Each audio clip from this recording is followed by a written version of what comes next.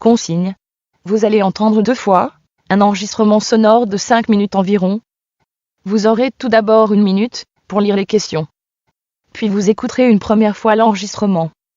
Vous aurez ensuite 3 minutes pour commencer à répondre aux questions. Vous écouterez une seconde fois l'enregistrement. Vous aurez encore 5 minutes pour compléter vos réponses.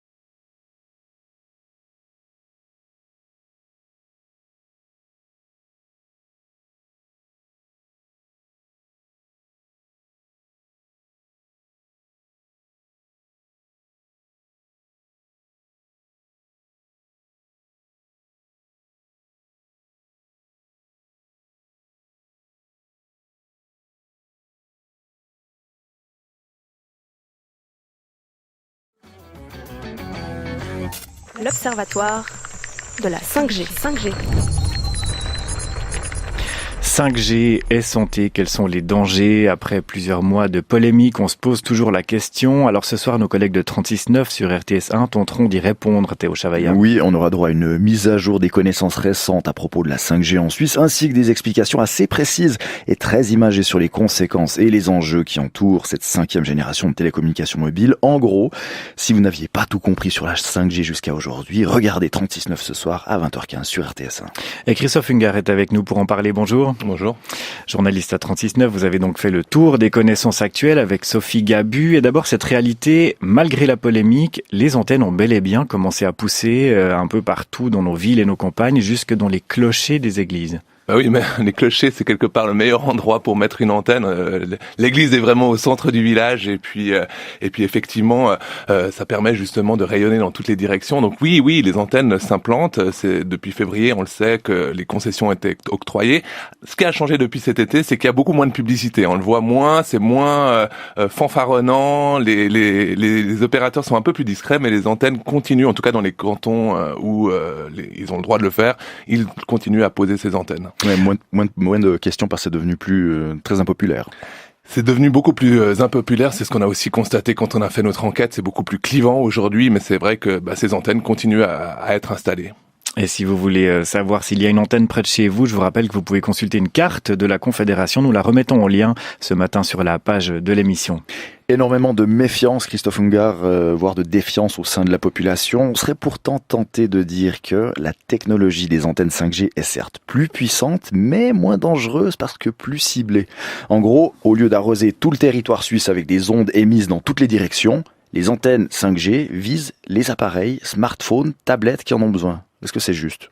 Ça, c'est la technologie 5G. Justement, c'est cette capacité de faire, je vais le dire en anglais, le beamforming, c'est cette création de faisceaux qui permet vraiment de cibler les objets précisément. Donc, on arrête d'arroser dans toutes les directions, théoriquement. On arrête d'arroser partout. Donc, l'électrosmog devrait descendre un peu si on cible. Mais ça, c'est en théorie, parce que déjà, il n'y a qu'une fréquence. En Suisse, c'est la fréquence autour de 3500 MHz qui va émettre ces faisceaux. Il faut des fréquences assez élevées pour faire ces faisceaux bien ciblés, et il y a d'autres fréquences qui vont être utilisées par cette 5G, la gamme des 700 et des 1400 MHz qui sont très similaires aux fréquences de la 4G, de la 3G, et celles-là, elles vont quelque part continuer à émettre dans toutes les directions. Donc le beamforming, théoriquement, effectivement, ça évite d'avoir trop de smog, mais il y a d'autres fréquences, et puis par ailleurs, jusqu'à preuve du contraire, les fréquences plus anciennes vont continuer en partie à émettre. On ajoute une couche de smog supplémentaire.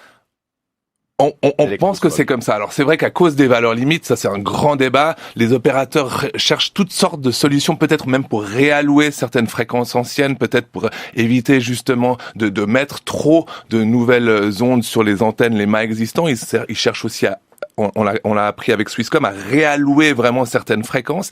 Mais en tout cas, ce qui est certain, c'est que si le trafic de données augmente, grâce par exemple à l'Internet des objets, grâce à la connexion de tous nos objets du quotidien, il est évident que le trafic de données va augmenter et donc que ces ondes vont émettre et que ces antennes vont émettre davantage. Bon, pas forcément une bonne nouvelle. Au chapitre des autres supposées bonnes nouvelles, la 5G, c'est aussi la promesse d'évolution considérable dans des domaines comme la médecine ou la chirurgie, par exemple.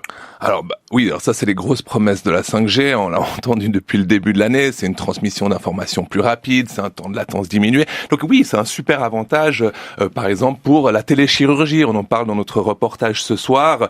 Voilà, même certains médecins un petit peu sceptiques trouvent que c'est une avancée intéressante. Imaginez, on est à Genève, on opère quelqu'un en Centrafrique, il faut évidemment que le geste robotique de l'autre côté soit fait instantanément. Il n'y a pas de latence. Imaginez la catastrophe sur la table de l'opération.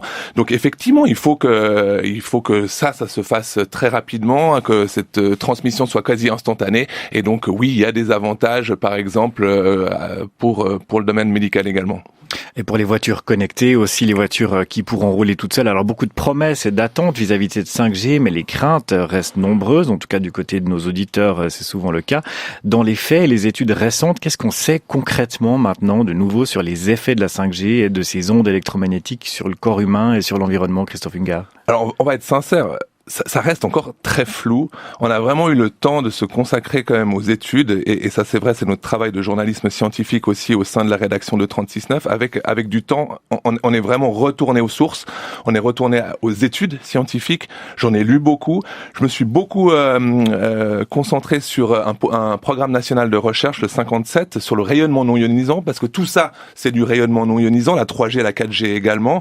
Et c'est vrai qu'il y a quand même des données assez intéressantes sur l'interaction de ces ondes avec le vivant. Dans ce pôle national de recherche 57, par exemple, Martin Rösli, qui est vraiment un expert du domaine, a remarqué que certaines de ces ondes interagissent avec les ondes cérébrales. Alors on ne sait pas encore si c'est par réchauffement ou si c'est un autre effet, mais il y a une interaction. Et lui, il a par exemple constaté, lors d'une autre grande étude européenne qui s'appelle Geronimo, que par exemple cette 5G ou 4G ou 3G, qu'importe, que ce rayonnement non ionisant peut avoir un impact par exemple sur la mémorisation, en tout cas chez des adolescents qui utilisent leur téléphone portable, parce qu'évidemment qu'un téléphone portable ça émet beaucoup, quoi, et quand c'est collé à l'oreille, ça a des effets, quoi. Et puis ça, c'est une des études dont on parle, les résultats de ce pôle national de recherche, l'étude de Geronimo et d'autres aussi sur l'environnement aussi, qui sont assez intéressantes. C'est sûr que ces faisceaux très ciblés c'est des fréquences élevées, donc il y a beaucoup d'énergie, et une étude assez récente montre que ça échauffe par exemple le corps des insectes. Alors vous allez me dire, est-ce que c'est grave que ça échauffe le corps des insectes? C'est vrai, on n'en sait pas grand-chose, mais en tout cas, ce dont on est certain, c'est qu'il y a une possible interaction entre ce rayonnement non ionisant, 3G, 4G, 5G, Wi-Fi, Bluetooth, avec le règne du vivant. Alors, le plus surprenant, c'est que le danger du rayonnement ne vient pas forcément des antennes elles-mêmes, mais bel et bien des poches de nos pantalons ou des sacs à main, puisque ce sont les smartphones et autres objets connectés qui sont les plus inquiétants. Selon Martin Rösli qu'on a interviewé dans ce sujet, qui est vraiment, je pense, l'expert suisse en la matière, 95% de ce rayonnement, de cette irradiation provient de tous ces appareils qui sont collés au corps et qui se multiplient, même montres connectées. Il y a énormément, effectivement, de rayonnement qui provient du téléphone portable, c'est évident, et assez paradoxal d'ailleurs. J'ai découvert ça et je trouve ça très intéressant que plus on est loin d'une antenne, plus ce téléphone portable cherche justement à se connecter, donc plus il va envoyer d'ondes. Donc paradoxalement, c'est pas paradoxal, mais c'est plus intéressant de téléphoner à proximité d'une antenne que très loin à la campagne quand il n'y a aucune antenne à proximité. Donc ça, c'est vraiment quelque chose qu'on montre dans ce sujet. C'est fondamentalement pas les antennes actuellement, en tout cas en Suisse avec les valeurs limites de la Suisse, qui sont les plus dangereuses. C'est tous ces objets qui émettent de plus en plus et qui sont collés à notre corps. En conclusion, Christophe Ungart, quand on travaille plusieurs semaines sur un sujet comme ça, on n'en ressort pas forcément en tant que même consommateur qu'avant. Est-ce que pour vous, il y a eu plutôt des bonnes ou plutôt des mauvaises surprises? Est-ce que ça va changer votre mode d'utilisation, par exemple, des smartphones? Alors par exemple, c'est vrai que depuis que j'ai fait ce sujet, d'ailleurs pendant la préparation de ce sujet, je me suis acheté un kit main libre, sans fil, sans fil, que j'utilise aujourd'hui pour téléphoner. C'est vrai que je l'utilise de moins en moins, mon téléphone collé à l'oreille. Je mets également beaucoup plus le mode avion. Je me méfie, c'est vrai, de la multiplication de tous ces objets connectés près de mon lit, par exemple, ces enceintes dont Didier apparemment va nous parler, qui envoient des données, mais aussi émettent des ondes. Même éteint, ça vous verrez dans le reportage, même éteint, certains de ces appareils cherchent à se connecter. On voit toujours un signal, et tout ça, c'est du rayonnement non ionisant, et on pense qu'il commence à y avoir certaines même une certitudes. enceinte Bluetooth UE Megaboom que tout le monde a, même ça, une fois éteint, donc sans contact, même avec la batterie plate, ça On a émet fait quelques toujours des rayonnements. mesures avec un appareil, un dosimètre, et on a remarqué effectivement que cette enceinte chez une dame qu'on a rencontrée continuait à émettre, même éteint. Donc on va se retrouver avec des milliards d'objets connectés, et ces objets connectés là émettent des ondes avec des effets possibles et des dangers possibles sur le vivant, en tout cas si ce smog augmente considérablement. 5G et santé, quels sont les dangers? C'est le titre de l'émission de ce soir, 36.9 sur RTS1 à 20h15. Merci Christophe Ungart, un sujet que vous avez préparé donc avec Sophie Gabu, pardon. Et donc, on se réjouit de le découvrir en entier. Nous le mettrons évidemment en lien sur la page spéciale rts.ch/5G, l'Observatoire de la 5G. Et ce sujet sera suivi, je fais un peu de promo, d'un super sujet sur la dyspraxie, qui est un trouble neurodéveloppemental qui est extrêmement intéressant. Donc oui, regardez 36.9 ce soir, et c'est bon, j'arrête la promo. Les deux sujets au programme ce soir. Et puis effectivement, comme vous l'avez dit, on reviendra sur les assistants vocaux et non pas les ondes qu'elles émettent, mais les informations qu'elles transmettent avec Didier Bonvin. Ce sera tout à l'heure. Merci encore Christophe Ungart d'être venu, dont on en parle ce matin.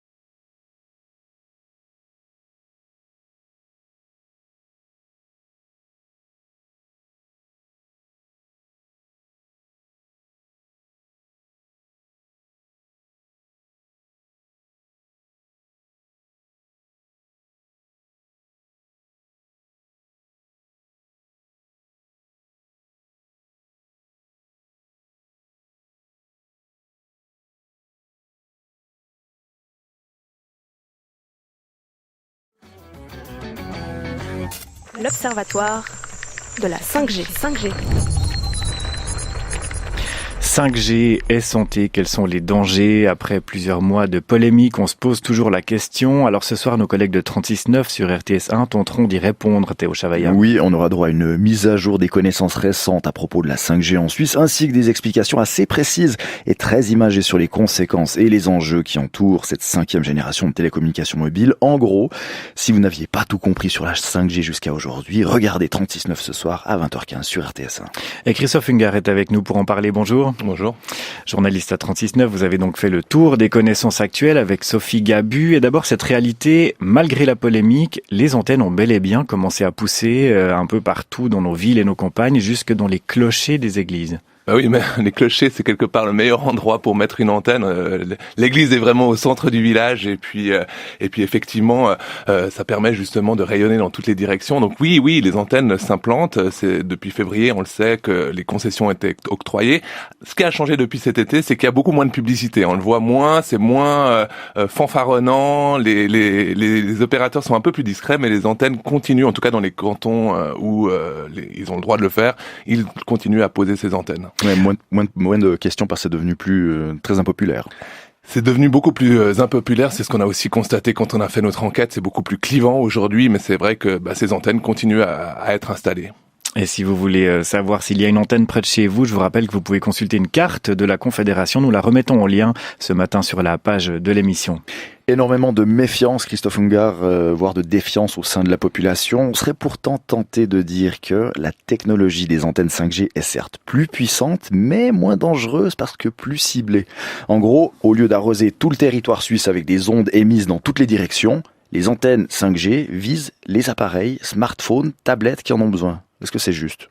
Ça, c'est la technologie 5G. Justement, c'est cette capacité de faire, je vais le dire en anglais, le beamforming, c'est cette création de faisceaux qui permet vraiment de cibler les objets précisément. Donc, on arrête d'arroser dans toutes les directions, théoriquement, on arrête d'arroser partout. Donc, l'électrosmog devrait descendre un peu si on cible. Mais ça, c'est en théorie, parce que déjà, il n'y a qu'une fréquence. En Suisse, c'est la fréquence autour de 3500 MHz qui va émettre ces faisceaux. Il faut des fréquences assez élevées pour faire ces faisceaux bien ciblés, et il y a d'autres fréquences qui vont être utilisées par cette 5G, la gamme des 700 et des 1400 MHz qui sont très similaires aux fréquences de la 4G, de la 3G, et celles-là, elles vont quelque part continuer à émettre dans toutes les directions. Donc le beamforming, théoriquement, effectivement, ça évite d'avoir trop de smog, mais il y a d'autres fréquences, et puis par ailleurs, jusqu'à preuve du contraire, les fréquences plus anciennes vont continuer en partie à émettre. On ajoute une couche de smog supplémentaire.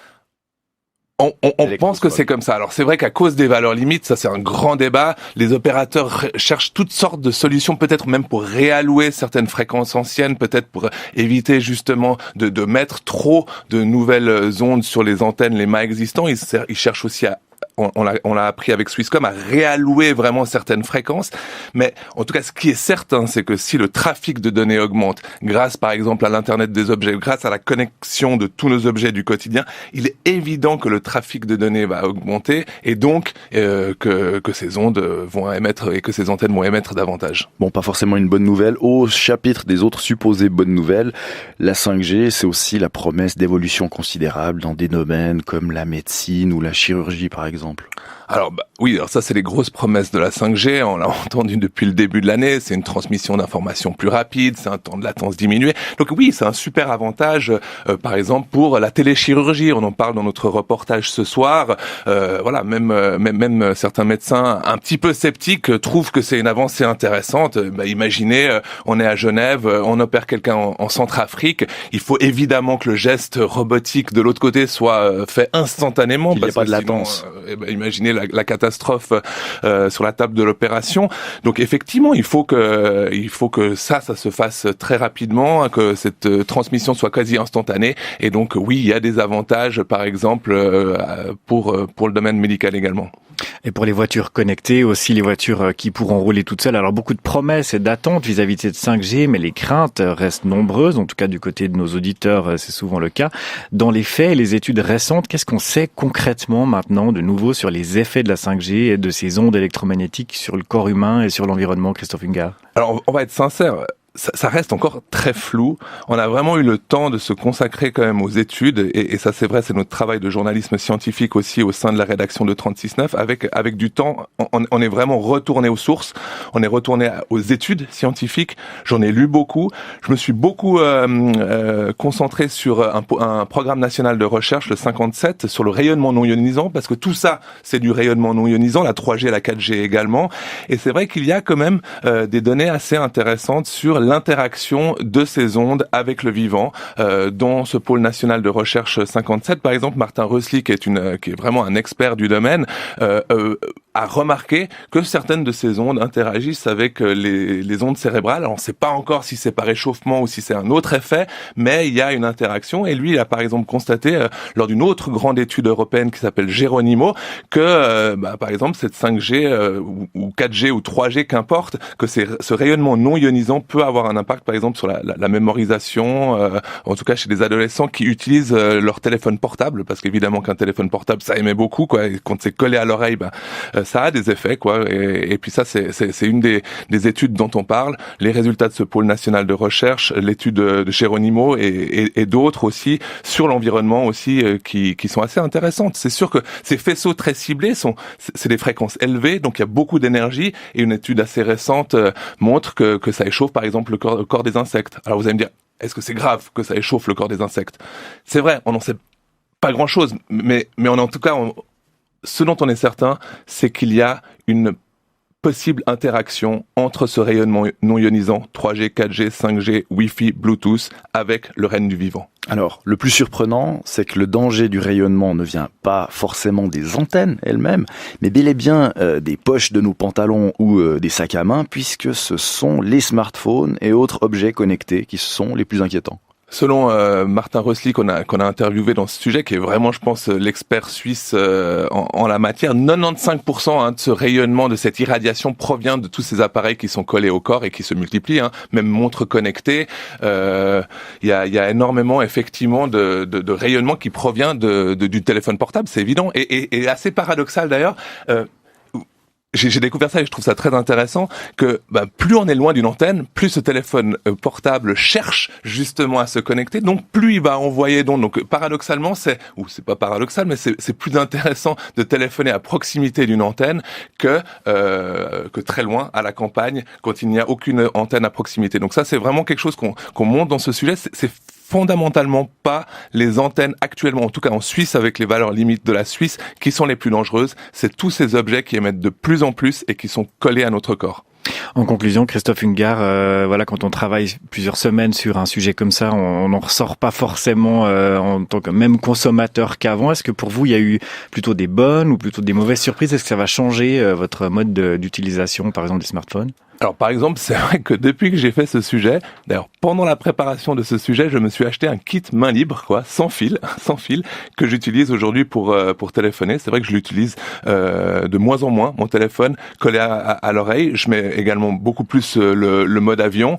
Je me méfie, c'est vrai, de la multiplication de tous ces objets connectés près de mon lit, par exemple, ces enceintes dont Didier apparemment va nous parler, qui envoient des données, mais aussi émettent des ondes. Même éteint, ça vous verrez dans le reportage, même éteint, certains de ces appareils cherchent à se connecter, envoient toujours un signal, et tout ça, c'est du rayonnement non ionisant, et on pense qu'il commence à y avoir certaines certitudes. Même une enceinte Bluetooth UE Megaboom que tout le monde a, même ça, une fois éteint, donc sans contact, même avec la batterie plate, on a fait quelques mesures avec un appareil, un dosimètre, et on a remarqué effectivement que cette enceinte chez une dame qu'on a rencontrée continuer à émettre, même éteint. Donc on va se retrouver avec des milliards d'objets connectés, et ces objets connectés-là émettent des ondes avec des effets possibles et des dangers possibles sur le vivant, en tout cas si ce smog augmente considérablement.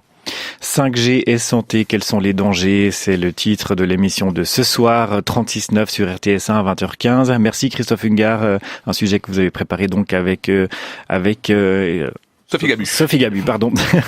Et donc, on se réjouit de le découvrir en entier. Nous le mettrons évidemment en lien sur la page spéciale rts.ch/5G, l'Observatoire de la 5G. Et ce sujet sera suivi, je fais un peu de promo, d'un super sujet sur la dyspraxie, qui est un trouble neurodéveloppemental qui est extrêmement intéressant. Donc oui, regardez 36.9 voilà, ce soir et c'est bon, j'arrête la promo. Les deux sujets au programme ce soir. Et puis effectivement, comme vous l'avez dit, on reviendra sur les assistants vocaux et non pas les ondes qu'elles émettent, mais les informations qu'elles transmettent avec Didier Bonvin. Ce sera tout à l'heure. Merci encore Christophe Ungard d'être venu, dont on en parle ce matin.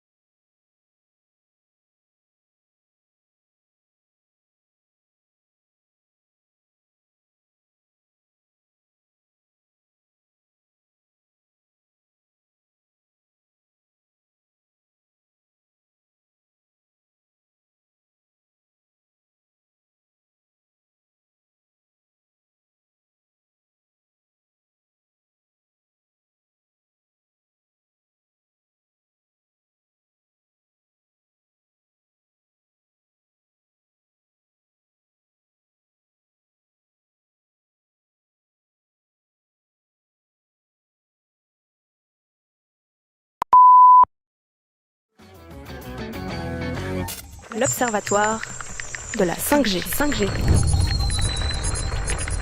5G et santé, quels sont les dangers? Après plusieurs mois de polémique, on se pose toujours la question. Alors ce soir, nos collègues de 36.9 sur RTS1 tenteront d'y répondre, Théo Chavaillard. Oui, on aura droit à une mise à jour des connaissances récentes à propos de la 5G en Suisse, ainsi que des explications assez précises et très imagées sur les conséquences et les enjeux qui entourent cette 5e génération de télécommunications mobiles. En gros, si vous n'aviez pas tout compris sur la 5G jusqu'à aujourd'hui, regardez 36.9 ce soir à 20h15 sur RTS1.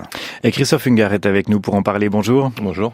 Journaliste à 36.9, vous avez donc fait le tour des connaissances actuelles avec Sophie Gabu. Et d'abord, cette réalité, malgré la polémique, les antennes ont bel et bien commencé à pousser un peu partout dans nos villes et nos campagnes, jusque dans les clochers des églises. Bah oui, mais les clochers, c'est quelque part le meilleur endroit pour mettre une antenne. L'église est vraiment au centre du village et puis effectivement, ça permet justement de rayonner dans toutes les directions. Donc oui, les antennes s'implantent. C'est depuis février, on le sait, que les concessions étaient octroyées. Ce qui a changé depuis cet été, c'est qu'il y a beaucoup moins de publicité. On le voit moins, c'est moins fanfaronnant. Les opérateurs sont un peu plus discrets, mais les antennes continuent, en tout cas dans les cantons où ils ont le droit de le faire, ils continuent à poser ces antennes. Ouais, moins de questions parce que c'est devenu très impopulaire. C'est devenu beaucoup plus impopulaire, c'est ce qu'on a aussi constaté quand on a fait notre enquête, c'est beaucoup plus clivant aujourd'hui, mais c'est vrai que ces antennes continuent à être installées. Et si vous voulez savoir s'il y a une antenne près de chez vous, je vous rappelle que vous pouvez consulter une carte de la Confédération. Nous la remettons en lien ce matin sur la page de l'émission. Énormément de méfiance, Christophe Ungar, voire de défiance au sein de la population. On serait pourtant tenté de dire que la technologie des antennes 5G est certes plus puissante, mais moins dangereuse parce que plus ciblée. En gros, au lieu d'arroser tout le territoire suisse avec des ondes émises dans toutes les directions, les antennes 5G visent les appareils, smartphones, tablettes qui en ont besoin. Est-ce que c'est juste ? Ça, c'est la technologie 5G. Justement, c'est cette capacité de faire, je vais le dire en anglais, le beamforming, c'est cette création de faisceaux qui permet vraiment de cibler les objets précisément. Donc, on arrête d'arroser dans toutes les directions, théoriquement, on arrête d'arroser partout. Donc, l'électrosmog devrait descendre un peu si on cible. Mais ça, c'est en théorie, parce que déjà, il n'y a qu'une fréquence. En Suisse, c'est la fréquence autour de 3500 MHz qui va émettre ces faisceaux. Il faut des fréquences assez élevées pour faire ces faisceaux bien ciblés, et il y a d'autres fréquences qui vont être utilisées par cette 5G, la gamme des 700 et des 1400 MHz qui sont très similaires aux fréquences de la 4G, de la 3G, et celles-là, elles vont quelque part continuer à émettre dans toutes les directions. Donc le beamforming, théoriquement, effectivement, ça évite d'avoir trop de smog, mais il y a d'autres fréquences, et puis par ailleurs, jusqu'à preuve du contraire, les fréquences plus anciennes vont continuer en partie à émettre. On ajoute une couche de smog supplémentaire. On pense que c'est comme ça. Alors c'est vrai qu'à cause des valeurs limites, ça c'est un grand débat. Les opérateurs cherchent toutes sortes de solutions, peut-être même pour réallouer certaines fréquences anciennes, peut-être pour éviter justement de mettre trop de nouvelles ondes sur les antennes, les mâts existants. Ils cherchent aussi on l'a appris avec Swisscom, à réallouer vraiment certaines fréquences. Mais en tout cas, ce qui est certain, c'est que si le trafic de données augmente, grâce par exemple à l'Internet des objets, grâce à la connexion de tous nos objets du quotidien, il est évident que le trafic de données va augmenter et donc que ces ondes vont émettre et que ces antennes vont émettre davantage. Bon, pas forcément une bonne nouvelle. Au chapitre des autres supposées bonnes nouvelles, la 5G, c'est aussi la promesse d'évolution considérable dans des domaines comme la médecine ou la chirurgie, par exemple. Alors alors ça c'est les grosses promesses de la 5G, on l'a entendu depuis le début de l'année, c'est une transmission d'informations plus rapide, c'est un temps de latence diminué. Donc oui, c'est un super avantage par exemple pour la téléchirurgie, on en parle dans notre reportage ce soir. Même certains médecins un petit peu sceptiques trouvent que c'est une avancée intéressante. Imaginez, on est à Genève, on opère quelqu'un en Centrafrique, il faut évidemment que le geste robotique de l'autre côté soit fait instantanément. Qu'il n'y ait pas de latence. Imaginez la catastrophe sur la table de l'opération. Donc effectivement, il faut que ça se fasse très rapidement, que cette transmission soit quasi instantanée. Et donc oui, il y a des avantages, par exemple pour le domaine médical également. Et pour les voitures connectées, aussi les voitures qui pourront rouler toutes seules. Alors beaucoup de promesses et d'attentes vis-à-vis de cette 5G, mais les craintes restent nombreuses. En tout cas, du côté de nos auditeurs, c'est souvent le cas. Dans les faits, les études récentes, qu'est-ce qu'on sait concrètement maintenant de nouveau sur les effets de la 5G et de ces ondes électromagnétiques sur le corps humain et sur l'environnement, Christophe Ungar? Alors, on va être sincère. ça reste encore très flou. On a vraiment eu le temps de se consacrer quand même aux études, et ça c'est vrai, c'est notre travail de journalisme scientifique aussi au sein de la rédaction de 36.9. Avec du temps, on est vraiment retourné aux sources, on est retourné aux études scientifiques. J'en ai lu beaucoup. Je me suis beaucoup concentré sur un programme national de recherche, le 57, sur le rayonnement non ionisant, parce que tout ça, c'est du rayonnement non ionisant, la 3G, la 4G également.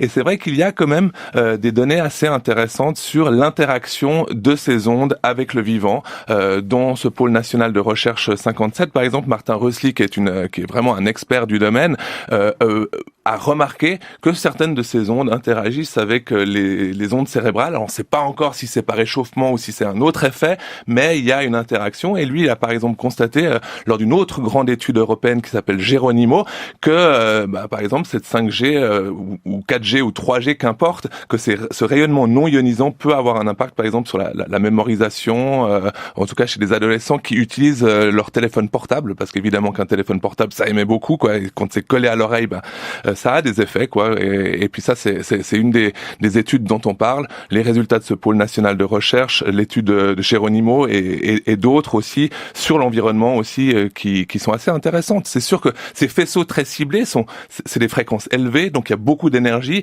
et une étude assez récente montre que ça échauffe par exemple le corps des insectes. Alors vous allez me dire, est-ce que c'est grave que ça échauffe le corps des insectes?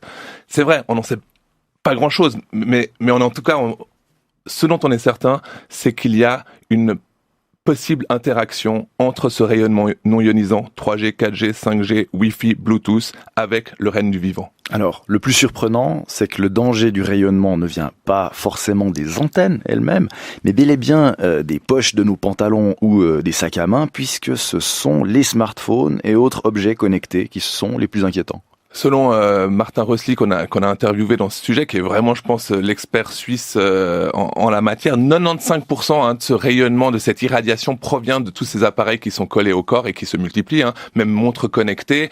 Il y a énormément effectivement de rayonnement qui provient du téléphone portable, c'est évident, et assez paradoxal d'ailleurs.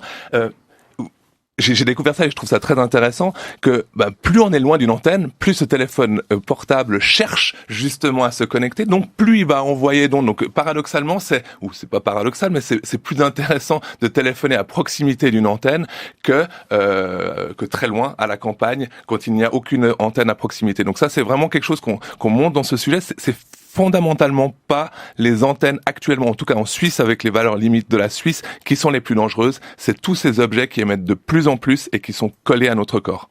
En conclusion, Christophe Ungart, quand on travaille plusieurs semaines sur un sujet comme ça, on n'en ressort pas forcément en tant que même consommateur qu'avant. Est-ce que pour vous, il y a eu plutôt des bonnes ou plutôt des mauvaises surprises? Est-ce que ça va changer votre mode d'utilisation, par exemple, des smartphones? Alors par exemple, c'est vrai que depuis que j'ai fait ce sujet, d'ailleurs pendant la préparation de ce sujet, je me suis acheté un kit main libre, sans fil, que j'utilise aujourd'hui pour téléphoner. C'est vrai que je l'utilise de moins en moins, mon téléphone collé à l'oreille. Je mets également beaucoup plus le mode avion.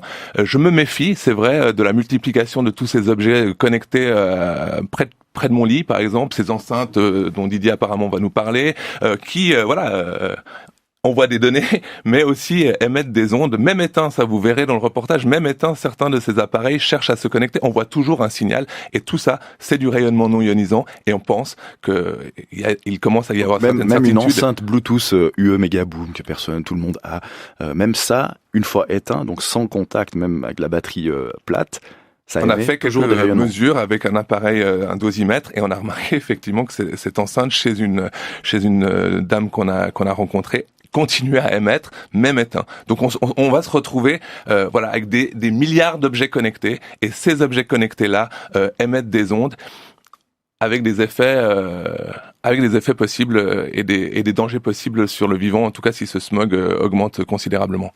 5G et santé, quels sont les dangers? C'est le titre de l'émission de ce soir, 36.9 sur RTS1 à 20h15. Merci Christophe Ungart, un sujet que vous avez préparé donc avec